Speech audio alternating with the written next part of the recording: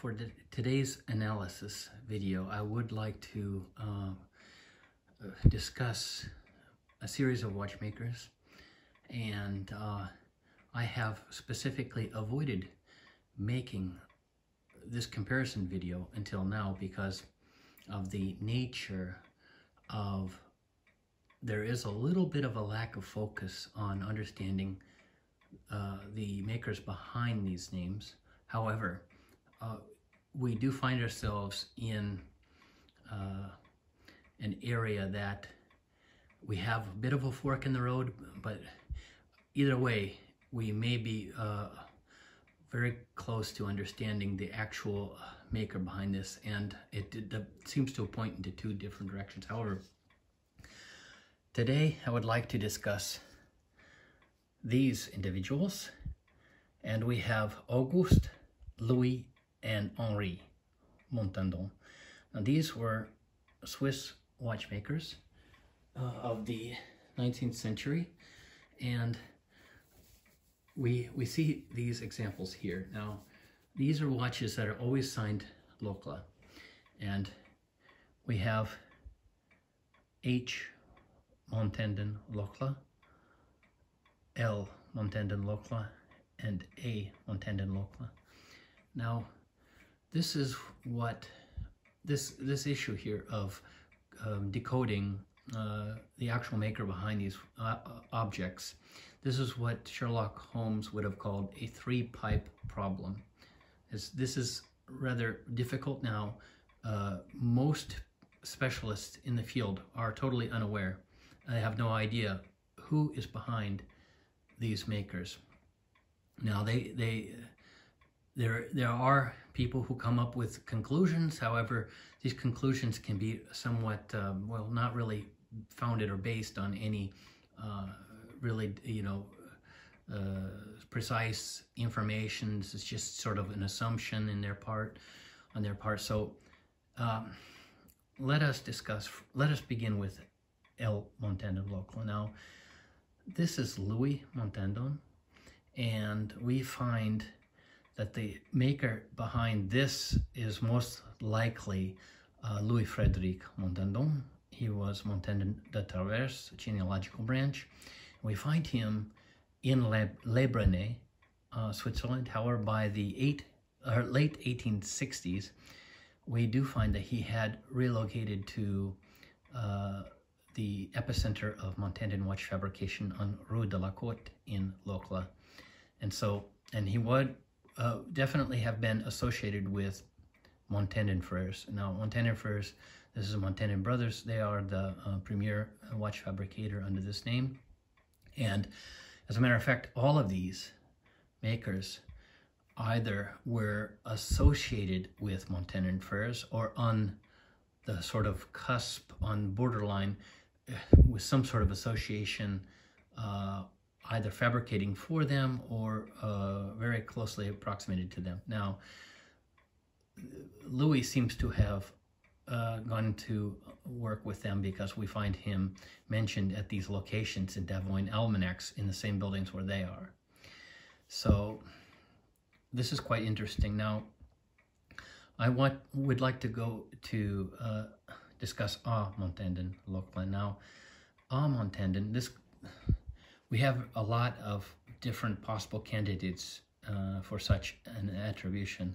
However, we do know that Charles Albert was fabricating under C.A. or Charles Albert, and this does not seem to be him. Now, there is a possibility that this could be an Adolphe Montandon Varoda. This would have been a very small maker. However, the chances are that this is most likely Auguste Montandon. Now, Auguste Montandon, we do find him in Locle, and we do find him on the Rue de la Côte. And this is the epicenter. Now, he was at Rue de la Côte number 226, and this was right adjacent and right across the main Montandon Frères Locle headquarters. And this Auguste, we do find him at Rue de la Côte from 1869 till 1879 approximately. Certainly by 1880 we find him in Devlin almanacs as having moved over to La Chaux-de-Fonds. Now, he is known, while in Locle, he is known by his family alliance name Montandon Perret, because his wife was a Perret. So, and this is, we find him as Montandon Perret Auguste, and he was a régleur. So we also find that by the early 1880s in La Chaux-de-Fonds, that he seems to be working with his son James, who was also a régleur. Now, we do know that Auguste was making watches because in this 1880-1882 period, there is a mention of an Auguste Montandon watch. I believe this was a gold watch, and this this won basically a récompense, or an award at one of these trials, watch trials. So he was recognized for this watch, and his watches do seem to be on the more rare side. We have one specifically signed Auguste Montandon, and I believe this is actually signed Geneva, not Locle. However, this was probably made for a special occasion. And now this, we have this you see, Montandon Locle. This is a rather, when one looks on the inside, this is a rather crudely etched piece. It would have been an earlier piece, probably in this period, this late 1860s, early 1870s, certainly by the mid 1870s, but this is most likely, this is highly probably associated with Auguste. And Auguste appears to have been associated with Montandon first, based on his proximity to the fabrication that they were doing. Whether he was actually making the whole watches for him or merely a portion. He was probably specialized in réglage for Montandon first. This seems totally plausible. And the interesting thing about Auguste, and this is Louis Auguste actually, and he was Montandon de Travers. Now, he would have been the brother of Samuel Henry of Le Pont de Martel. Now, Samuel Henry was a watch fabricator, établisseur, and we know he was making watches. It is not clear how he signed his watches, however. Was it H. Montandon Locle? Was it Henry Montandon? Probably not signing at Le Pont, because this would not have been a known location in watch fabrication. So, but we do find 3 watches from the 1857 Bern exposition, where his watches, this is H. Montandon, were pointed out for their finery and their high craftsmanship. They were quite fine pieces. These serial numbers were all in the 800s, the low 800s, so it is not clear, because now when we look at H. Montandon Locle, it is very possible that the brother of Auguste, Henri of Le Pont, was fabricating under Montandon Locle. Le Pont de Martel is quite close to Locle, and this is very possible. And indeed, Samuel Henry's sons were all in the watchmaking trade, and this includes Numa, Fritz, Eulis, Mark Henry, and Ariste. And actually, he had a total of 5. I believe he had 5 sons. It is possible that this H. Montandon Locle was actually the fabrication that they were doing from Le Pont de Martel, and or perhaps finishing in Locle. Once again, it is possible that these 2 are brothers. Now, it is also interesting to note that, and I did this in my previous video about Montandon marksmen and watchmakers, that Samuel Henry was a champion sharpshooter, and he participated in almost all of the cantonal competitions and all of the federal competitions, and he won large prizes and actually was recognized as the king of the competition at Schaffhausen. And so this was quite interesting. But there are two other Montandon Locle fabricators, and they were working with échappement à encre, and this was Virgile was one, and Eugène were the other. Now these are all brothers of Henri. This is Samuel Henri. Now they were all very good marksmen, and in this family, Henry's children also, his 5 sons were also considered an elite group of carabiniers. So they were elite sharpshooters. Ariste, in particular, won very large sums of money at these competitions. Eulis Montandon, who would later go to Geneva and would fabricate under Hugh Montandon Robert, Genève. He was also a very highly proficient marksman, also a watchmaker. But we have this fork in the road that H. Montandon Locle is most probably a Montandon de Travers. It is either the brother of Auguste, or the other option here is that the brother of L. Montandon, this Louis Frederic, who was working with Montandon first. This was Henri Louis Montandon. Now, he moved in 1850 to France, to Besançon. However, it does seem that by 1859, 1860, he may have been already producing movements for Montandon first, Locle. This is not clear. However, we do know that Besançon was a fabrication point for Montandon first, and it's not entirely clear whether these watches or parts were made by Henri Louis or were they made by Japy Fils company in Besançon. It's highly plausible that the brother of Louis, Henri, was making watches or watch parts from Besançon and signing them Locle. We do know that Henri Louis was exporting watches. Now, H. Montandon Locle may be the result of this watches made for export, in particular to the United States. So this is rather interesting. We have this, once again, this is, as I mentioned earlier, this is definitely a 3-pipe problem. This is a complex issue, but we do have this fork in the road. H. Montandon was probably either the brother of Louis or the brother of Auguste. And so we have 2 different candidates. But Henri is actually the most common name in amongst Montandon watchmakers. Henri Louis was an établisseur. We know that he made watches from Besançon, signed Henri Montandon, fabricant à Besançon.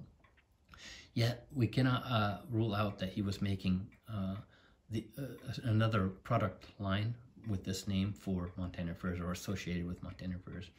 There is a 3rd candidate for these watches from this sort of period between roughly 1850 to 1870, and that would be Henri Montandon Nardin. He was a Montandon Lalonde. This is the genealogical branch, Montandon Lalonde versus the Montandon Travers, which these all seem to be. But this Henri Montandon, he may have been specifically signing under Henri, not H, and he may have been signing Genève or Geneva as opposed to Locle. But this is not clear. That individual was fabricating from this is in Locle, Craie Vaillant, number 123. So, and he also comes from a very illustrious watchmaking background. His father, Jean-Jacques Henri, was fabricating, and he probably made watches, Henri Montandon, prior to the 1840 period, that he was probably signing in such a way. But this is a little bit of imprecise information due to what information is left in the record. But we must use all methods, including genealogical, historiological information, newspaper clippings, for business formation documents, and etc. That we do have these interesting makers, and these all seem to have been running either parallel to or possibly even part of the franchise of the premier Montandon Furs Locle brand, but clearly these are all very experienced watchmakers in their own right, and they were able to fabricate watches, and indeed they would have probably had some sort of sales realization. And this is probably where Montandon Furs comes in, that their sales realization may have been part and parcel of this Montandon Furs watchmaking enterprise. So I hope that this brings a little bit of clarity to some of these watchmakers. Now, Montandon Furs themselves, they were mainly the Blaise-Leon genealogical brands, Blaise-Leon du Locle. The cousins of theirs were located in Paris for watch springs. Now the Blaise-Leons did have a watchmaking site in Paris, which was eventually handed over by 1850. We find from 1850 a representative takes over around mid-year as Charles Adolphe goes back to Locle, and he's the last head of the Paris branch. But this is an interesting way of showing how these close cousins, and they're all related, they all have the same common ancestor, that these close cousins of these different branches probably had a very high degree of collaboration together. Also, we should note that other watches such as J. Montandon, now there was James, who was a Blaise-Leon, and it's not clear exactly how he signed his watches. He was in Saint-Imier and also in Neuchâtel, but we do find a J. Montandon Neuchâtel. This is probably related to James, but there's also a Jules. This is Jules Frederick.